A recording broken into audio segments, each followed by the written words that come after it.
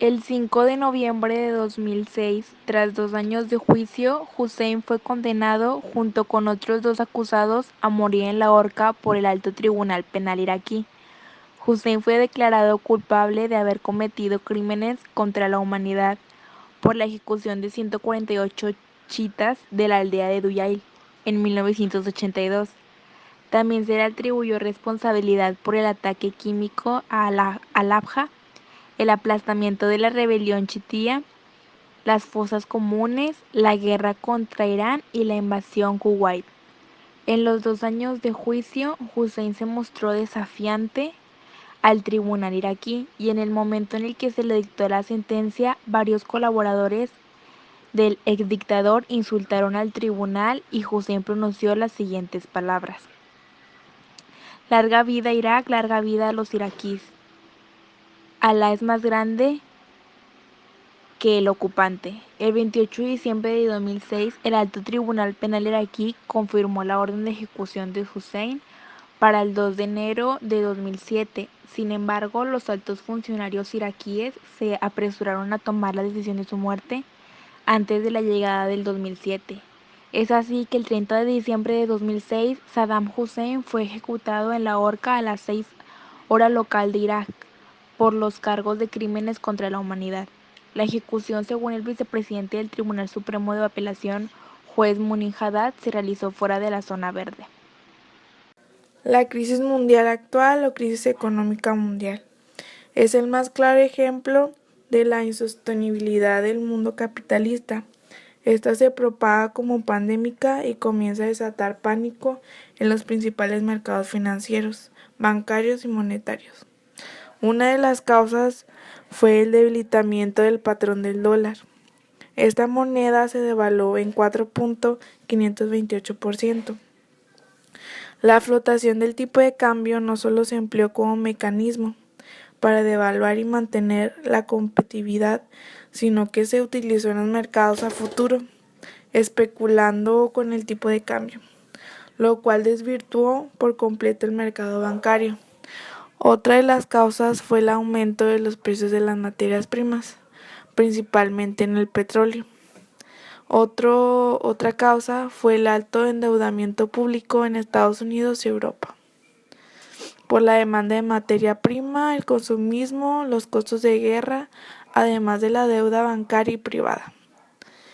Otra de las causas de la crisis fue la especulación financiera en los mercados hipotecarios de materia prima y la emisión, que fueron de 40 billones en títulos valores. Esta crisis debe abordarse desde la raíz de sus causas y no desde sus consecuencias. Requiere de un nuevo orden económico mundial que Presidente Barack Obama es el 44º presidente de Estados Unidos. Su historia es una historia estadounidense, los valores del corazón de Estados Unidos, una educación en el seno de una familia de clase media, la dedicación al estudio y al trabajo para salir adelante, y la convicción de que una vida con tantas bendiciones debía vivirse para servir al prójimo. Después de cursar sus estudios universitarios, gracias a los préstamos estudiantiles y a las becas obtenidas, el presidente Obama se mudó a Chicago, donde trabajó con grupos de iglesias para ayudar a reconstruir las comunidades devastadas por la clausura de las acererías locales. Al poco tiempo se matriculó en la Escuela de Leyes de Harvard, donde se convirtió en el primer presidente afroamericano de la Harvard Law Review. Al graduarse regresó a Chicago para encabezar una iniciativa para registrar electores, impartir clases de Derecho Constitucional en la Universidad de Chicago y permanecer activo en su comunidad. Los años de servicio del presidente Obama responden a una creencia inquebrantable que es posible unir a la gente alrededor de una política de propósito. En el Senado de Illinois, el presidente Obama promovió la reforma ética más importante en 25 años.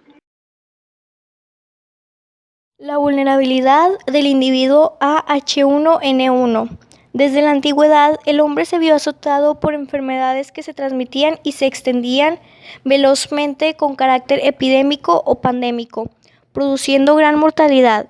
La gripe AH1N1 de 2009 es una pandemia causada por una variante del influenzavirus A de origen porcino.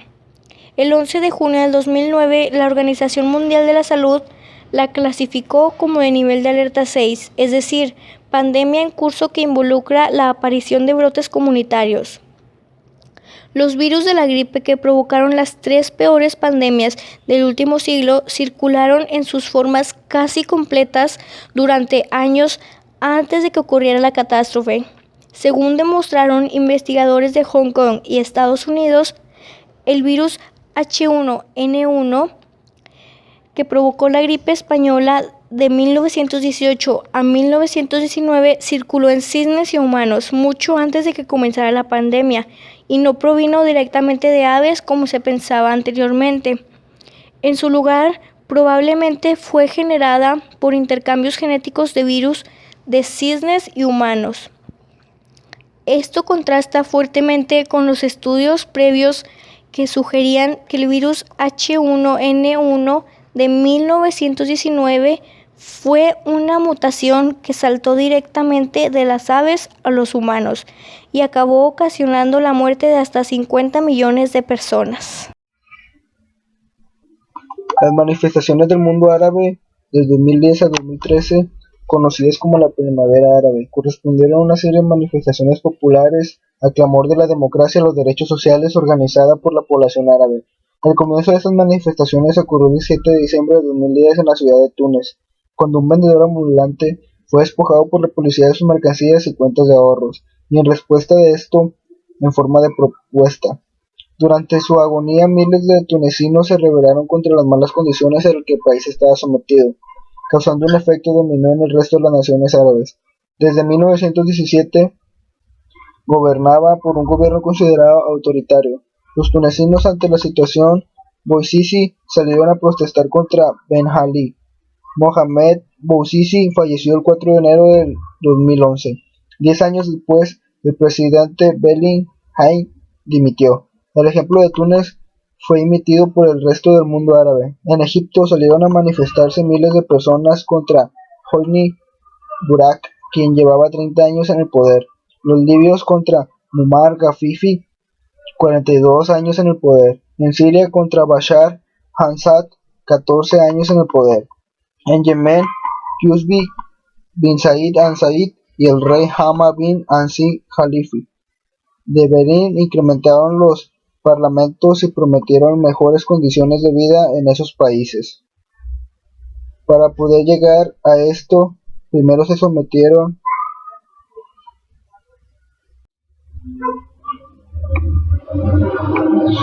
Inmigración es la entrada de un país o región de personas que nacieron o proceden de otro lugar. Representa una de las opciones o alternativas del término migración, que se aplica a los movimientos de personas de un lugar a otro, y en estos desplazamientos conllevan un cambio o residencia temporal o definitiva.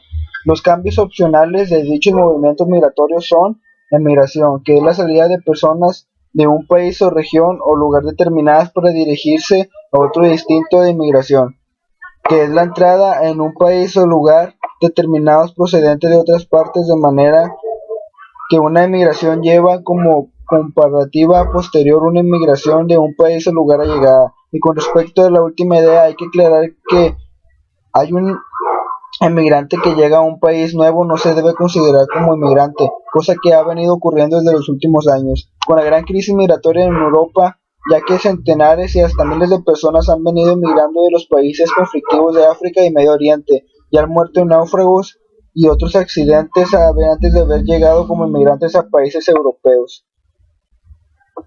La percepción individual de la inmigración. Los procesos migratorios son inherentes a la especie humana y muchas otras especies. Dichos procesos nacen de instintos de conservación de la especie más que el individuo, y deben ser siempre una evaluación comparativa del entorno donde se vive, cuanto a los recursos y posibilidad con la que se encuentra, y el entorno diferente a la que existe.